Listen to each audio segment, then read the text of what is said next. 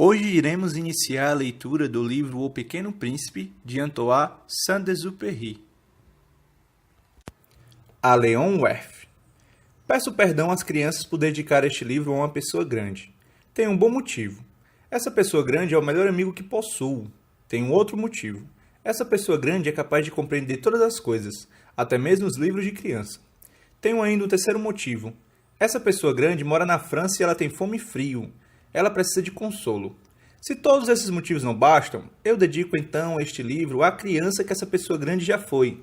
Todas as pessoas grandes foram um dia crianças, mas poucas se lembram disso. Corrijo, portanto, a dedicatória. A Leon Werth, quando ele era criança. Capítulo 1. Certa vez, quando tinha 6 anos, vi no livro sobre a Floresta Virgem, Histórias Vividas, uma impressionante gravura. Ela representava uma jiboia engolindo um animal. Eis a cópia do desenho.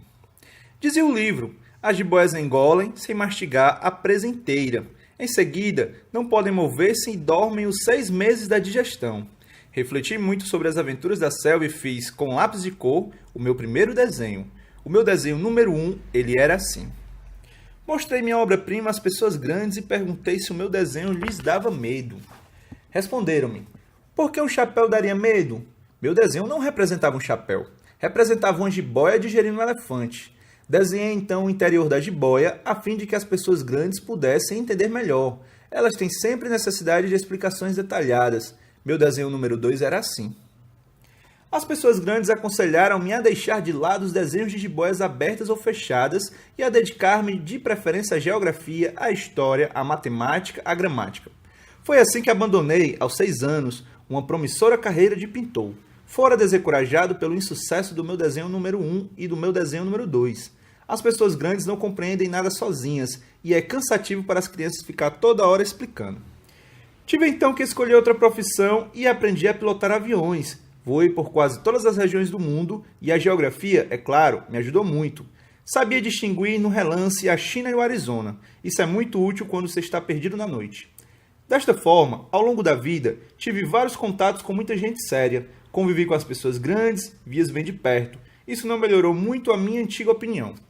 Quando encontrava uma que me parecia um pouco esclarecida, fazia a experiência do meu desenho número 1, que sempre conservei comigo.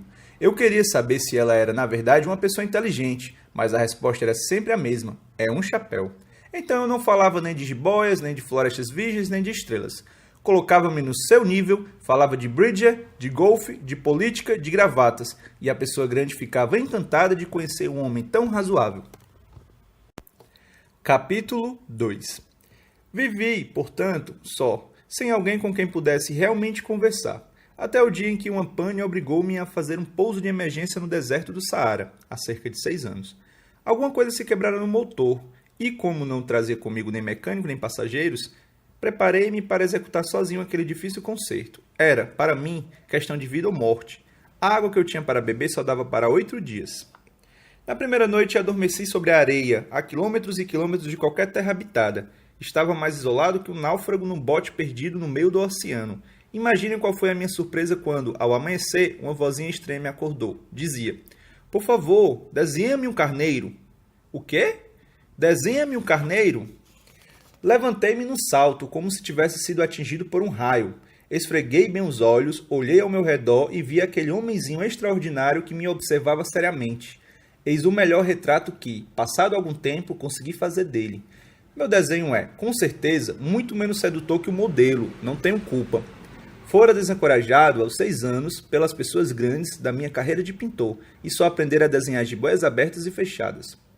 Olhava para aquela aparição com olhos arregalados de espanto. Não esqueçam que eu me achava a quilômetros e quilômetros de qualquer região habitada.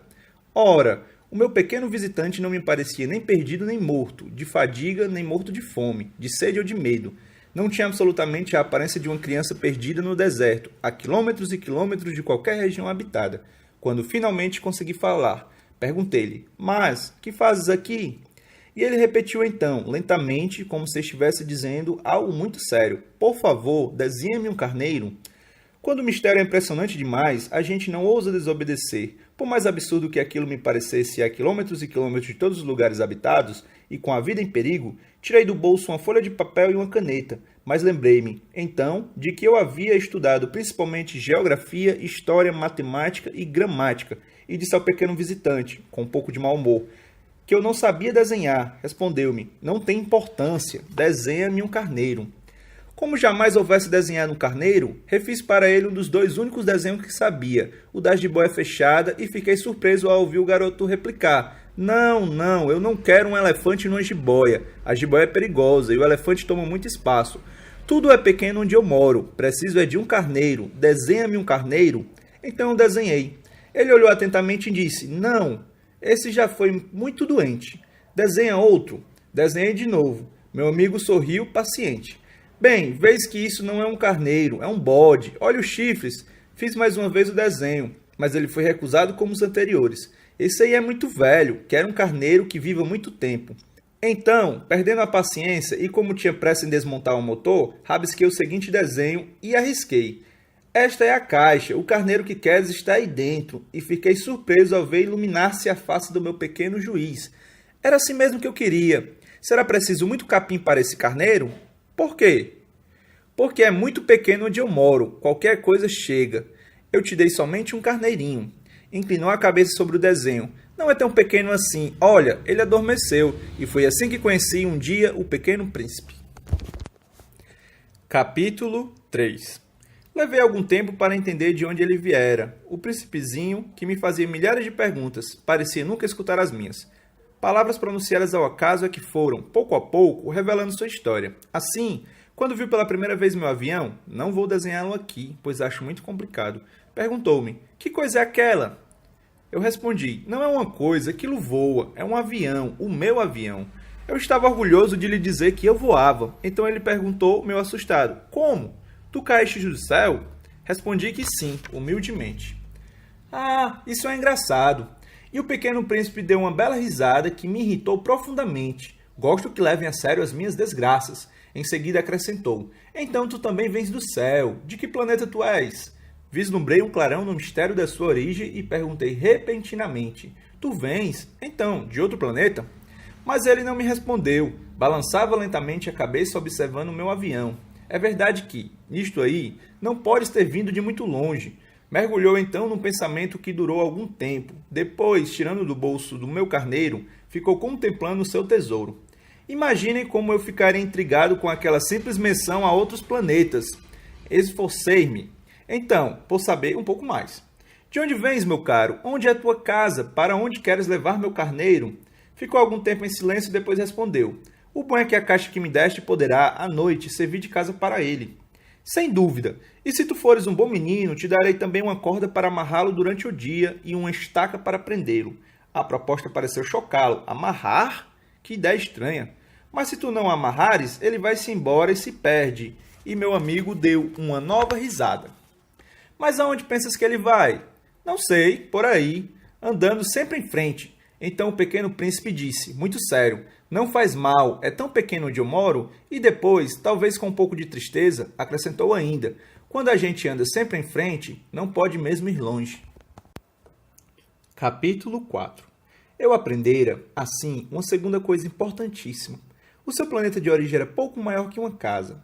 Para mim isso não era surpresa. Eu sabia que, além dos grandes planetas, Terra, Júpiter, Marte ou Vênus, aos quais se deram nomes, há centenas e centenas de outros, por vezes tão pequenos que mal se veem no telescópio. Quando um astrônomo descobre um deles, dá-lhe por nome um número. Chamam, por exemplo, asteroide 325. Tenho sérias razões para supor que o planeta de onde viera o príncipe era o asteroide B612. Esse asteroide só foi visto uma vez ao telescópio, em 1909, por um astrônomo turco. Ele fizera, na época, uma grande demonstração de sua descoberta, num Congresso Internacional de Astronomia. Mas ninguém lhe dera crédito por causa das roupas típicas que usava. As pessoas grandes são assim. Felizmente, para a reputação do asteroide B612, um ditador turco obrigou o povo, sob pena de morte, a vestir-se à moda europeia. O astrônomo repetiu sua demonstração em 1920, vestido numa elegante casaca. Então, dessa vez, todo mundo acreditou. Se lhes dou esses detalhes sobre o asteroide B612 e lhe confio seu número, é por causa das pessoas grandes. Elas adoram os números. Quando a gente lhes fala de um novo amigo, as pessoas grandes jamais se interessam em saber como ele realmente é. Não perguntam nunca Qual é o som da sua voz? Quais os brinquedos que preferem? Será que ele coleciona borboletas? Mas perguntam qual é a sua idade, quantos irmãos ele tem, quanto pesa, quanto seu pai ganha. Somente assim é que ela julga conhecê-lo. Se dizemos às pessoas grandes, vi uma bela casa de tijolos cor-de-rosas, gerânios na janela, pombas no telhado, elas não conseguem, de modo algum, fazer uma ideia da casa. É preciso dizer-lhe, vi uma casa de 600 mil reais, então elas exclamam, que beleza! Assim, se a gente lhe disser, a prova de que o príncipezinho existia é que ele era encantador, que ele ria e que ele queria um carneiro, quando alguém quer um carneiro é porque existe, elas pouco se importarão e nos chamarão de crianças. Mas se dissermos, o planeta de onde ele vinha é o asteroide B612, ficarão inteiramente convencidas e não amolarão com perguntas.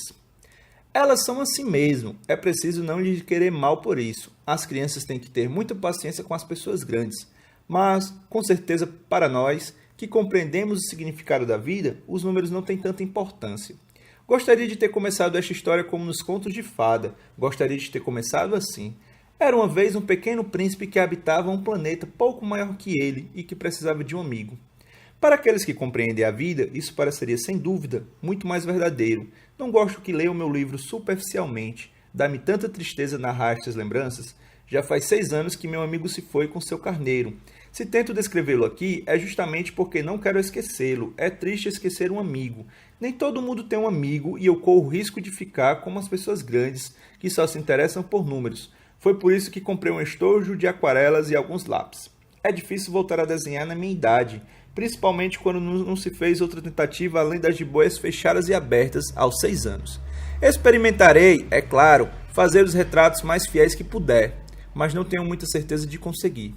Um desenho parece passável, outro já é inteiramente diferente. Engano-me também no tamanho. Ora, o príncipezinho está muito grande, ora, pequeno demais. Hesito também quanto à cor de suas roupas. Vou arriscando então, aqui e ali. Provavelmente esquecerei detalhes do mais importante. Peço que me perdoem. Meu amigo nunca dava explicações. Julgava-me talvez semelhante a ele, mas, infelizmente, não sei ver carneiros através de caixas. Talvez eu seja um pouco como as pessoas grandes. Devo ter envelhecido. Bem, por hoje é só. Amanhã nós continuaremos a leitura desse livro. Um grande abraço a todos e até mais.